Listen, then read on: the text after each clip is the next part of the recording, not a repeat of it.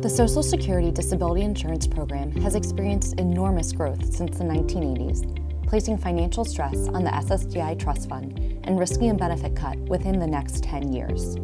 Trying to understand the reasons for this growth is complicated by the fact that even the experts disagree on the cause. Some experts maintain that the growth in SSDI is almost entirely explained by demographics of the labor force, growth in the number of workers, especially among women, and the aging of the baby boom generation. Others say that growth is substantially greater than growth due to demographics alone because of factors such as changes in program SSDI eligibility criteria, changes in the economy, and many others. Many complex analyses of the causes of growth have been performed, yet disagreement remains about the answer to the simple question: to what extent can growth in SSDI be attributed to factors other than demographics of the working age population?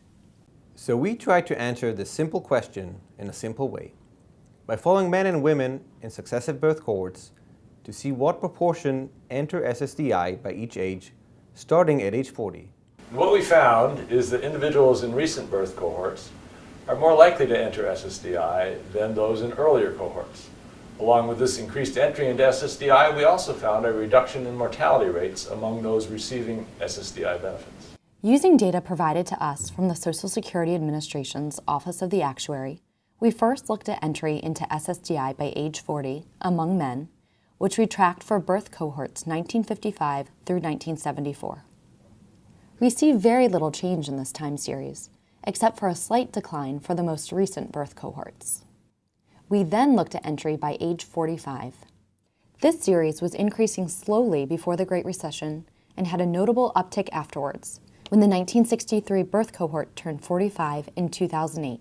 When we look at these same cohorts at age 50, we see that the increase in participation is even higher, and at age 55, it is higher still. For women, the growth across cohorts is larger than for men, and noticeable already for entry by age 40. The higher growth for women is partly due to a reason that is well known. More women are working, and therefore meeting the work history requirements for SSDI. Even when we factor that out, however, growth in the percentages at each age are larger than for men. Because the effect on the SSDI trust fund of growth in SSDI entry rates for successive cohorts depends on how many years they receive benefits, we constructed a second series for the mean number of years of benefit receipt among all individuals in each birth cohort, again as of each age. The trends in these series are even steeper than the trends for SSDI entry. For example, between the 1955 birth cohort and the 1964 birth cohort, there was an 18% increase in years of benefit receipt versus a 12% increase in program entry. For women in the same cohorts, there was a 50% increase in years of benefit receipt versus a 34% increase in program entry. Earlier entry to SSDI is one reason that years of benefit receipt are growing, but exits from the program are another important factor. And mortality among beneficiaries, which is the primary reason for exiting the program before reaching retirement age, has been declining over this period. It's remarkable that SSDI entry by successive cohorts is increasing at a time when mortality among beneficiaries is declining. For successive cohorts, the advances in medicine and any other factors that are leading to declines in mortality of SSDI beneficiaries are not leading to a decline in SSDI entry.